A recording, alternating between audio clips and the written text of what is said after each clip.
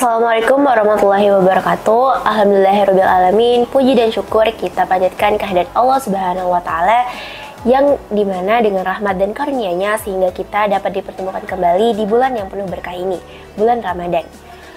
Bulan yang di dalamnya memiliki banyak kesempatan untuk kita memperbaiki diri dan mendekatkan diri kepada Allah Subhanahu wa Ta'ala.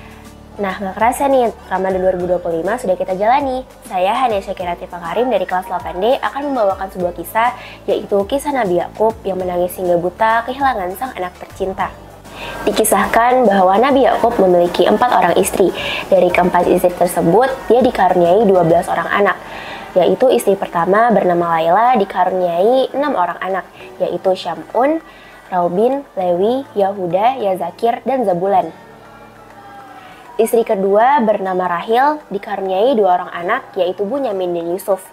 Istri ketiga bernama Zulfa dikaruniai 2 orang anak bernama Kan dan Asyar. Dan istri keempat dikaruniai 2 orang anak bernama Daan dan Naftali. Dari keturunan tersebut muncullah menjadi banyak dan disebut Bani Israel.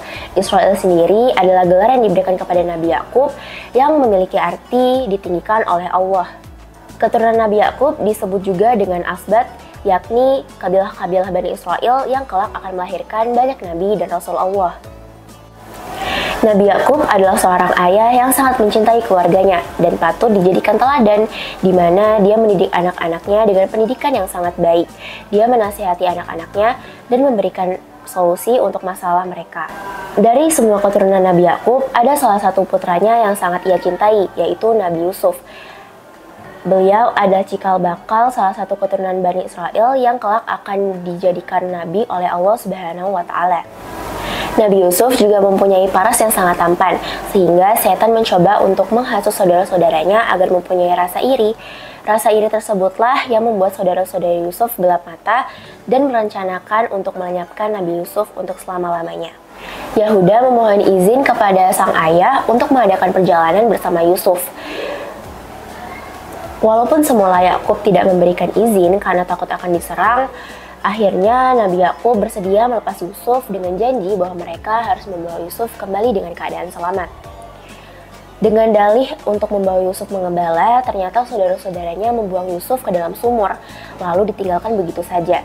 Setelah melakukan hal tersebut, saudara-saudaranya pun kembali pulang dan membawakan kabar bahwa Nabi Yusuf telah diterkam oleh serigala. Mendengar hal tersebut membuat Nabi Yakub sedih hingga berlarut-larut, sehingga dia sempat kehilangan penglihatannya.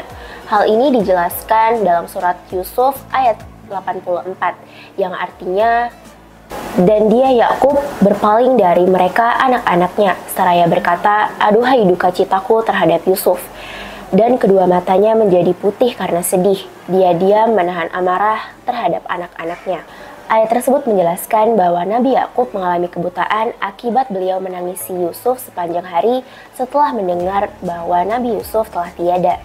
Selang beberapa tahun kemudian, Nabi Yakub mendengar kabar bahwa anak yang dia cintai masih hidup.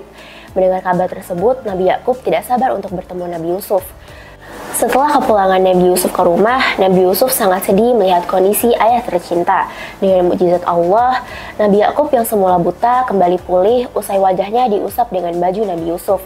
Hal ini dijelaskan pada Quran Surat Yusuf ayat 96, yang artinya, maka ketika telah tiba pembawa kabar gembira itu, maka diusapkannya baju itu ke wajahnya Yakub.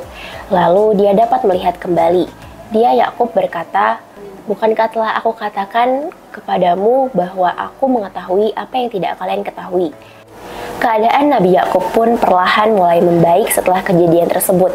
Diketahui pada masa tua, Nabi Yakub mengikuti putranya yaitu Nabi Yusuf untuk tinggal di Mesir. Pertemuan Yakub dengan Yusuf adalah sebuah kabar yang membahagiakan karena terbukti bahwa Nabi Yusuf menjadi pertanda pertolongan dan pertanda penyelamat bagi Yakub sendiri dan seluruh keluarganya. Nah teman-teman, dengan adanya kisah ini kita bisa belajar bahwa apapun yang terjadi percayalah dengan takdir yang Allah berikan kepada kita, karena Allah tidak pernah memberikan penderitaan di luar batas kemampuan hambanya.